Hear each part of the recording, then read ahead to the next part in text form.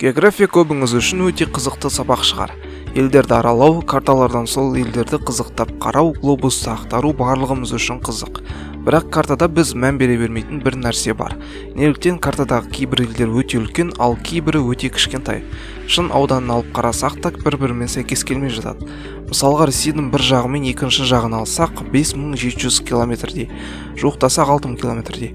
Ендігі ақшта 4130 километр. Бразилия 4900 километр, Африка 7110 километр. Қараңыз, Африка ұзындығы Ресейден үлкен, бірақ картада өте кішкентай болып көрінеді. Ал Антарктиданы өлшеу мүлде мүмкін емес, өте алып сияқты. Бұл карталар көбіңізде сондай, яғни көптеген карталарда кейбірі үлкен, кейбірін өте кішірейтіп жіберген. Сәлем достар, сіздермен Скаврон арнасы. Бүгінгі видеомызда осы нәрсені талқылап көретін боламыз. Сізге қызық бола бастаса, арнаға қолдау ретінде лайк қоя кетіңіз. Бәріңіз білетін шығарсыздар, жер шар тәріздес. Жердің шар екені дәлелденген соң осы бір сфераны жазық қылып карта етіп жасау көп қиындықтар тудырды. Осыған орай түрлі ғалымдар мен картографтар проекция деген ұғымды қалыптастырып, әртүрлі өздерінің проекцияларын ұсына бастады. Бірақ барлығында өзіндік проблемалар болды. Бірі ұзындығы, бірі бағыты сәйкес келмей жатты. Таныс шығарсыздар, бұл Меркатор картасы. Әлемнің көптеген елдерінде дәл осы картамен үйретеді. Ойлап тапқан Герард Меркатор. Герард Меркатор 1512 жылы Ұлы Рим империясындағы Фландрия аймағында дүниеге келген. Карталарды тең бұрышты цилиндрлік проекциясын негізге ала отырып жасаған. Көптеген жұмыстарын баласы екеуі жасаған. Ал енді Меркатор картасы неліктен қазіргі таңда қолданылады?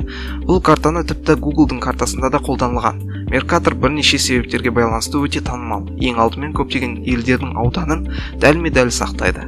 Картадағы Бразилияның ауданы глобустағымен бірдей, бірақ ең басты артықшылығы оның бағытты глобустағыдай сақтай алуында. Яғни Меркатор картасында градустар меридианмен дәлме-дәл көрсетілген, және сізге компасты қолдануға қолайлы етеді. Егер компас пен Меркатор картасы арқылы саяхаттасаңыз, сіздің адасу ықтималдылығыңыз аз. Шынымен де Меркатор картасы дәл қазір өте қолайлы болып саналғандықтан өте танымал. Бірақ оның минус жағы солтүстікке қарата елдердің үлкен болып ауданы өзгеруінде. Есте сақтаңыз, Меркатор картасында елдердің формасы дұрыс етіп, аудандары қате берілген. Басқа да аудандары дұрыс проекциялар бар. Мысалға алғанда Гол-Петерс проекциясы. Картада аудандар дұрыс берілген, бірақ формалары дұрыс емес. Енді салыстырайық. Мынау Меркатор картасы, мынау Гол-Петерс проекциясы. Сіздерге Гренландияны осылай көру ұнамайды деп ойлаймын. Оның үстіне Гол-Петерс проекциясын саяхатта қолдану өте қиын. Интернетте елдердің дәлме-дәл ауданын көрсететін truesize.com деген сайт бар. Көреміз және Ресейді Африкамен салыстырсақ, тіпті жартысындай ғана аудан екенін көреміз. Солтүстік Америкаға барсақ, Ресейдің ақштан 2 есе үлкенірек екенін көреміз. Канаданың да ондай алып бара жатқан аудан емес екенін көреміз. Бразилиямен шамалас. Ал Гренландия Африкадағы Конго мемлекетінен шамалы ғана үлкен.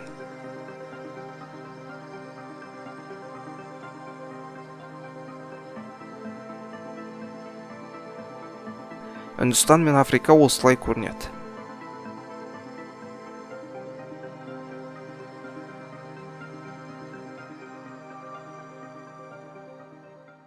Сізге видео ұнады деп ойлаймын. Қысқа да болса нұсқа болған шығар. Енді не үшін полюстерге қарай елдердің аудандары үлкенірек болатынын білдіңіздер.